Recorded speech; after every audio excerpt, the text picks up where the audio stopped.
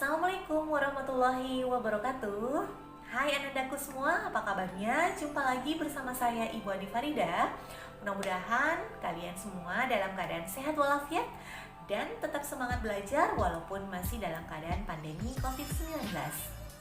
Nah, materi kali ini yang Ibu akan bawakan itu seputar bahasa Indonesia.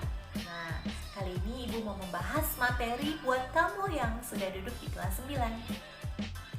Apalagi kalau bukan teks laporan percobaan. Ayo, siapa yang belum begitu paham dengan materi ini? Atau mungkin sudah cukup paham tapi masih mau mempelajari lebih dalam lagi? Nah, pada bab ini Ibu akan membahas pengertian tentang teks laporan percobaan, strukturnya, ciri-cirinya, langkah-langkah dalam membuatnya, juga contoh-contoh dalam laporan percobaan. Penasaran seperti apa pembahasannya? Ayo kita sama-sama simak penjelasan berikut ini. Laporan adalah segala sesuatu yang disampaikan seseorang, baik berupa lisan atau tulisan, yang berisi kegiatan yang sudah dilakukan pada pihak yang meminta hasil kegiatan tersebut. Sedangkan percobaan ialah suatu bentuk kegiatan penelitian untuk menguji atau membuktikan suatu teori. Jadi, jika digabungkan, teks laporan percobaan ialah bentuk teks atau tertulis yang berfungsi untuk menyampaikan hasil kegiatan percobaan yang tujuannya menguji atau membuktikan teori. Teks laporan percobaan sering juga disebut sebagai teks laporan eksperimen. Biasanya, kelompok yang melakukan percobaan punya dugaan hasil hipotesis. Dugaan hasil inilah yang harus diuji dan dibuktikan dalam kegiatan percobaan. Nah, ciri-ciri teks laporan percobaan. Ketika menulis teks laporan percobaan, ada beberapa hal yang harus kamu perhatikan sebagai ciri laporan. Apa saja? Yang pertama, objektif.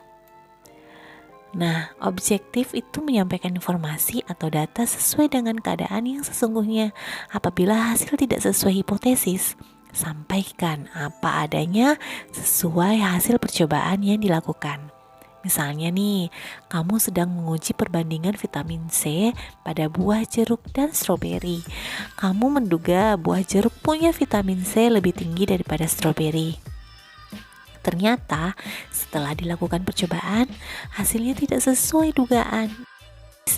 Nah, jika hipotesis tidak sesuai hasil, sampaikanlah hasil percobaan sesuai dengan keadaan yang sebenarnya. B. Berupa fakta. Hasil yang disampaikan dalam teks laporan percobaan benar-benar sudah dilakukan. Penyampaian kalimat pun harus berupa fakta. Coba bandingkan kedua kalimat di bawah ini. Kalimat pertama, kandungan vitamin C stroberi sekitar 29 mg tiap 100 mg. 2. Terkandung 54 mg vitamin C dalam setiap 100 mg jeruk. Kalimat pertama bukanlah fakta karena informasinya belum pasti dan terkesan masih berupa dugaan karena penggunaan kata sekitar. Sedangkan kalimat kedua berupa fakta karena menyampaikan informasi secara pasti dan bisa dibuktikan. C. Lengkap. Kamu harus menyampaikan semua informasi dalam teks laporan percobaan. Tulis selengkap-lengkapnya supaya pembaca bisa mengerti laporan secara utuh dan bisa bermanfaat. Kemudian untuk ciri-ciri kebahasannya ialah sebagai berikut. Pertama, menggunakan kaidah bahasa Indonesia yang baku. Kedua, menggunakan kalimat simpleks dan kalimat kompleks. Ketiga, menggunakan konjungsi. Keempat, menggunakan istilah teknis. Kelima, menggunakan kata bilangan atau numeralia. Keenam, memperhatikan kata depan dan imbuhan awal. Struktur teks laporan percobaan. Nah, percobaan dilakukan untuk mencoba suatu kegiatan baru yang belum pernah dilakukan orang lain atau membuktikan kebenaran dari suatu teori dan ilmu yang telah ada. Nah, kalau kamu melakukan suatu percobaan, kamu dapat menggunakan struktur di bawah ini dalam menyusun laporannya. Yang pertama, judul. Yang kedua, tujuan. Ketiga, alat dan bahan. keempat, langkah-langkah, kelima, hasil, dan terakhir, simpulan. Langkah-langkah dalam membuat teks laporan percobaan.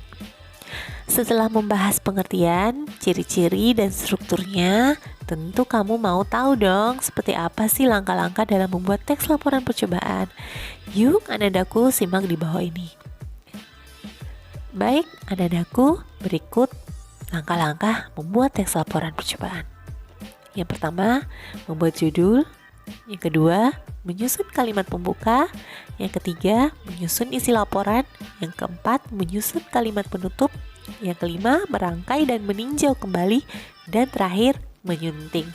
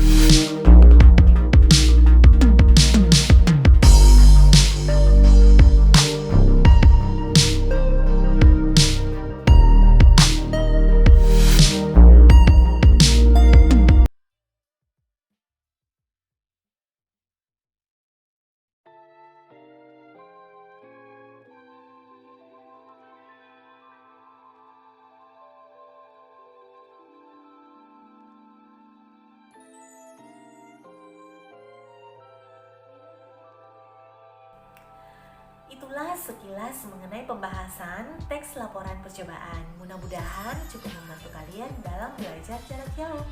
Insya Allah kita akan berjumpa lagi di materi selanjutnya. Pamit undur diri. Wassalamualaikum warahmatullahi